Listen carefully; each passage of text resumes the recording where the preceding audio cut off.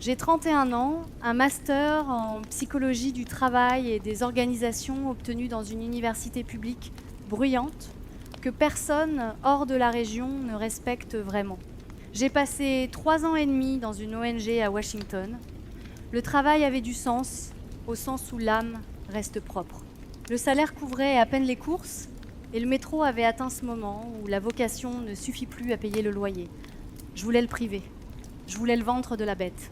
J'ai décroché, contre toute logique, un poste de directrice dans une start-up fintech en série C dans la baie de San Francisco.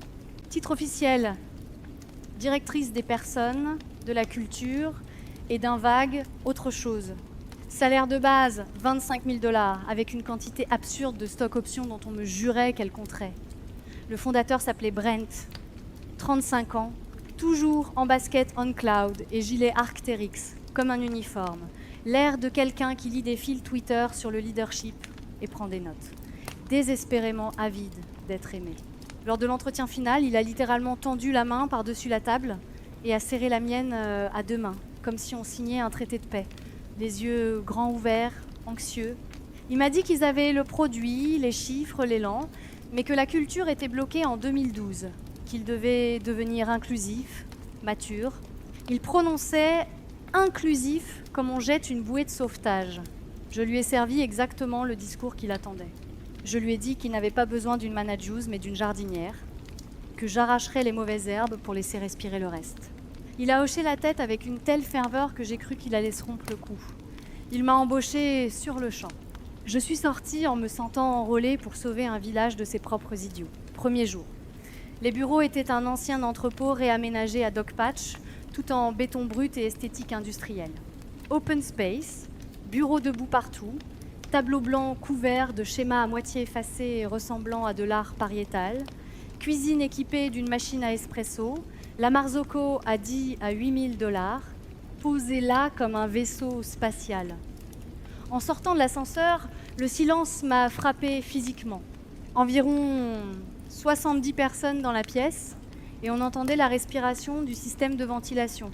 Le seul bruit venait des claviers. Un cliquetis sec, constant, rythmique, comme une salve de tir minuscule parfaitement synchronisée. C'était profondément dérangeant.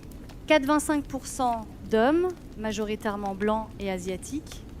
La direction ressemblait à une monoculture avec de meilleures coupes de cheveux. Tout le monde portait un casque anti-bruit. Bose, Sony, Sennheiser. C'était pas une équipe. C'était des astronautes isolés dans leur casque. Personne ne levait la tête. Personne ne souriait. Je me suis dirigée vers mon petit bureau vitré dans un coin. Je l'avais demandé à l'avance. J'avais insisté pour qu'il n'y ait pas RH sur la porte. J'avais fait écrire la serre.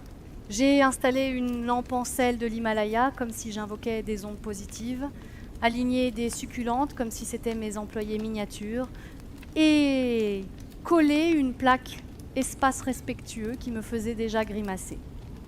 La première semaine, j'ai fait ce que j'appelais des diagnostics observationnels. En réalité, je regardais les gens comme dans un documentaire animalier.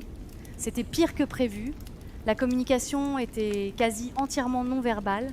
Tout passait par Slack, même quand les gens étaient assis à 1,50 m.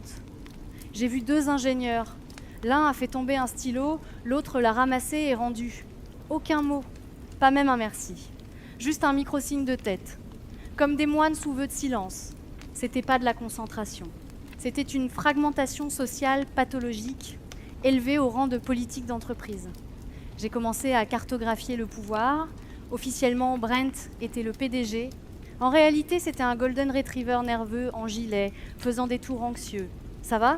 Vous avez besoin de quelque chose ? Réponse monosyllabique, quand il n'était pas totalement ignoré. Le vrai pouvoir vivait dans l'ingénierie, surtout dans l'équipe infrastructure. Et au centre de ce champ gravitationnel se trouvait un homme, Marcus, 47 ans, architecte système principal, là depuis l'époque où ils étaient 3 autour d'une table, pliante à Mountain View. Il ressemblait à un sorcier qui se serait perdu dans un data center et aurait décidé d'y rester. Cheveux longs grisonnants attachés en queue de cheval négligée, barbe ayant perdu une guerre contre une tondeuse depuis des mois. T-shirt noir délavé de conférences Linux obscures. comme si Kubernetes 2016 était une déclaration de mode. Il s'asseyait dans le coin le plus sombre, presque volontairement. 4 écrans disposés en demi-cercle autour de lui comme un bunker, 2 à la verticale, tous remplis de textes verts et blancs en cascade. Il ne tapait pas, il agressait le clavier. Rafale rapide, puis immobilité totale, à fixer l'écran comme s'il attendait une réponse de l'univers. Les gens s'approchaient de lui comme des pèlerins devant un sanctuaire dangereux. Un développeur junior est resté debout derrière lui pendant 1 minute entière. Marcus n'a pas bougé. Le junior a raclé sa gorge, au bord de l'évanouissement. Marcus a fini par se tourner lentement, visage vide. Qu'est-ce qui est cassé? Panique immédiate, latence de l'API sur un nœud ouest. Marcus a expiré lourdement, s'est retourné, tapé 3 commandes comme s'il lançait des sorts, puis a annoncé à l'écran problème de ramasse-miettes, correctif déployé, redémarre les pods et arrête de flotter. Pas un merci, pas un regard, juste une transaction froide. Un frisson m'a parcouru. Cet homme était un goulot d'étranglement relationnel. Tout le monde dépendait de lui. Il aimait cette position. Pas par cruauté, mais parce que c'était la seule manière qu'il connaissait d'exister. C'était du poison pour la culture. J'ai décidé que Marcus serait mon projet, le dragon dans la caverne. Si je voulais sauver cet endroit, je devais l'arracher à l'ombre. Au 2e mois, j'ai lancé ma première grande initiative, connecter et réfléchir. Réunion obligatoire à 9h pour toute l'entreprise. Pas sur les tâches, sur les émotions et les intentions. Question du type « De quelle couleur est ton humeur aujourd'hui ?» Les commerciaux ont adoré. L'ingénierie avait l'air d'assister à une exécution publique. J'ai sorti un jouet anti-stress en peluche en forme de blob souriant, acheté 27 $ sur Etsy, honte comprise. J'ai donné la parole à Marcus. Il a parlé d'un cluster Postgres, de disques pleins et de paix qui ne passeraient pas, silence glacial. J'ai insisté. Il voulait se sentir efficace et retardé. Les juniors ont ri nerveusement, ils copiaient, ils réglaient le thermostat émotionnel, bloqué sur congélateur industriel. J'ai compris que je ne pouvais pas le battre en groupe, il fallait l'isoler. J'ai commencé les entretiens individuels, officiellement pour la rétention, officieusement pour constituer un dossier. Tyler, 27 ans, ingénieur confirmé, le regard perpétuellement fatigué. Il vénérait Marcus. Il parlait de pureté, de code, de sauvetage technique confondu avec du soin humain. J'ai noté loyauté sectaire, sécurité psychologique remplacée par théâtre du mérite. Au 3e mois, j'ai abandonné la subtilité. J'ai refondu les évaluations de performance. 50% livraison, 50% culture, vibe, alignement, intelligence émotionnelle. Brent adorait, ça sonnait comme une conférence TED. Lors de la présentation générale, Marcus tapait sur son ordinateur. Je lui ai demandé de fermer le portable. Il a soupiré comme un être antique, déçu par l'humanité, puis a obéi. Message clair. Tout ça était du vent. À la fin, j'ai foncé dans le bureau de Brent. Il lui faut un plan d'amélioration des performances. Brent a blêmi, il avait peur, il a signé. 2 jours plus tard, j'ai convoqué Marcus dans la serre. Marcus est entré dans la serre comme on se rend chez le dentiste.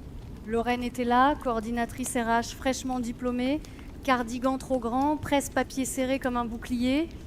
Marcus s'est assis, s'est affaissé, bras croisés, corps tourné à l'opposé, déjà en position défensive. J'ai joint les mains comme un pasteur. Je lui ai annoncé le plan d'amélioration des performances. Il a levé un sourcil. Calme absolu. Il a cité le taux de disponibilité, la migration GraphQL livrée en avance. Il a demandé quel était le problème de performance. J'ai expliqué, voix douce, que la performance n'était pas seulement le code, que c'était aussi la présence, l'énergie, la manière d'être. J'ai parlé de retour anonyme, d'intimidation, de manque d'accessibilité. Il a répliqué que son travail consistait à maintenir la stabilité du système, que dire non faisait partie du rôle, que les idées devaient être meilleures. Je lui ai parlé d'arrogance, de collaboration, de penser en mode oui et. Il a répondu que l'ingénierie était binaire, que le compilateur se fichait des émotions, qu'on ne corrigeait pas une fuite mémoire avec des sentiments. J'ai ignoré la logique. La logique était toujours son arme. Je lui ai donné 27 jours. Participation obligatoire aux événements sociaux, mentorat d'un junior sur les compétences relationnelles, casque interdit pendant les heures centrales, présence exigée. Il a signé sans lire. Comme un ticket de stationnement, et il est parti. J'ai ressenti un frisson de victoire. Je l'avais sur papier. Il a immédiatement transformé la conformité en arme. Premier événement, le vendredi bagel. Il est venu, s'est placé dans un coin, un demi-bagel nature, sans garniture, fixant le mur, pas de casque. À la place, des bouchons d'oreilles orange vif, plantés comme du matériel de chantier. Je lui ai fait remarquer. Il a répondu, plus fort que nécessaire, que je n'avais interdit que les casques, pas les bouchons. C'était un jeu. Et il gagnait. L'équipe ne savait plus comment réagir. Leur sorcier faisait exprès d'être étrange. Une semaine plus tard, Tyler est entré dans mon bureau, livide. Il m'a demandé si Marcus allait bien. Il ne relisait plus ses demandes de fusion. Il disait qu'il devait se concentrer sur son sourire, qu'il travaillait son vibe de leader. À l'intérieur, j'applaudissais. À l'extérieur, je lui expliquais que c'était une opportunité de développement, qu'il devait prendre confiance, relire son propre code. Tyler paniquait, il avait besoin des yeux de Marcus. J'ai posé la main sur son bras, comme on rassure un chien anxieux. Je lui ai parlé de syndrome de l'imposteur, de valeurs personnelles. Il est reparti au bord du malaise. Il devait être sevré de la compétence de Marcus, comme d'une drogue. Jour 26, incident, grosse démo entreprise, contrat majeur.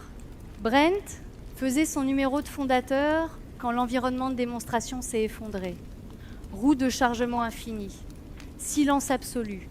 Tous les regards se sont tournés vers Marcus. Il était assis au fond, main jointe, regardant le plafond. Brent a entrouvert la porte, la voix tremblante. Marcus n'a pas bougé. Il a déclaré qu'il était en mode écoute, qu'il ne voulait pas imposer son privilège technique, qu'il pratiquait l'attente active. Les clients ont cligné des yeux, perdus. Brent a supplié. Marcus a soupiré, s'est levé, tapé 3 commandes, 10 secondes. Démo restaurée. Il a précisé qu'il avait signalé le bug la semaine précédente. Ticket ignoré. Il avait ridiculisé le PDG, ridiculisé l'entreprise, avec mon propre langage. Après le départ des clients, j'ai exigé son licenciement immédiat. Brent n'a pas résisté. Il avait honte. Il a accepté. Vendredi, 6h45, heure de la guillotine. Marcus est entré. Même posture. Je lui ai annoncé que c'était son dernier jour. Il a hoché la tête. J'ai récité le script. Absence de changement culturel, comportement inacceptable pendant la démo. Il a dit qu'il avait bâti cet endroit. J'ai corrigé, il avait bâti le code. Nous bâtissions une entreprise. Il m'a demandé si je connaissais le facteur bus. J'ai coupé court. Badge, ordinateur. Il a posé une clé USB sur le bureau. Clé de chiffrement des sauvegardes de production, uniquement en sa possession, à donner à Tyler. Je l'ai serré comme un trophée. Avant de partir, il m'a averti d'une fuite mémoire qui se déclencherait à environ 12 000 requêtes par seconde lundi matin. J'ai ricané, il a souri, fatigué, m'a souhaité bonne chance. Et il est parti sans dire au revoir. J'ai convoqué tout le monde, annoncé son départ, bruit de choc. Tyler a crié. J'ai parlé d'alignement culturel, de plafond retiré. Personne ne brillait. Je voyais la peur. J'ai proposé un happy hour. Personne n'a applaudi.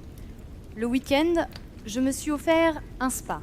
Boue, massage, eau au concombre. Je me sentais méritante. Dimanche soir, aucun mail. Silence total. J'ai pris ça pour du progrès. Lundi matin, 9h20. Bureau vide. Pas silencieux, vide. Les postes d'ingénierie étaient dépouillés. Tyler avait disparu. Un post-it, il refusait de travailler dans une entreprise qui licenciait son architecte.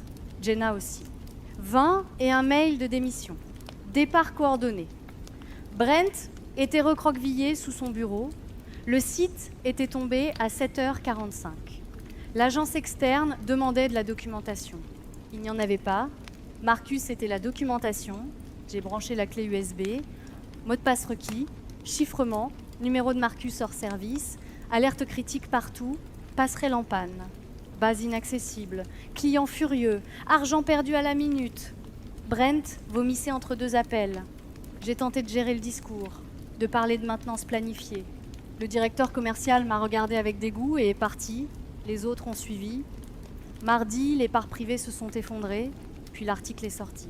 Un blog tech racontait le coup d'état culturel, les détails humiliants, le plan d'amélioration, le sourire forcé, les règles absurdes.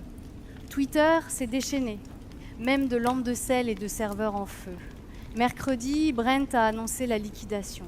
Personne ne voulait du code, personne ne le comprenait. J'ai tenté un dernier pivot, il m'a viré. Pour incompétence grave. Je suis partie avec ma boîte, lampe, plante, affiche, ridicule, sur la vulnérabilité. 4 mois plus tard, je vivais dans le sous-sol de mes parents, près de Sacramento. Plus d'entretien. Je travaillais à l'accueil d'un cabinet dentaire. Un jour, sur LinkedIn, j'ai vu Marcus. Nouveau projet, garage, pizza, toute l'équipe, même Lorraine. Sourire sincère, même investisseur. Ils avaient reconstruit la boîte, sans moi. Le logiciel dentaire a gelé. Je l'ai fixé longtemps. Et pour la première fois de ma vie, j'ai souhaité savoir réparer quelque chose de réel.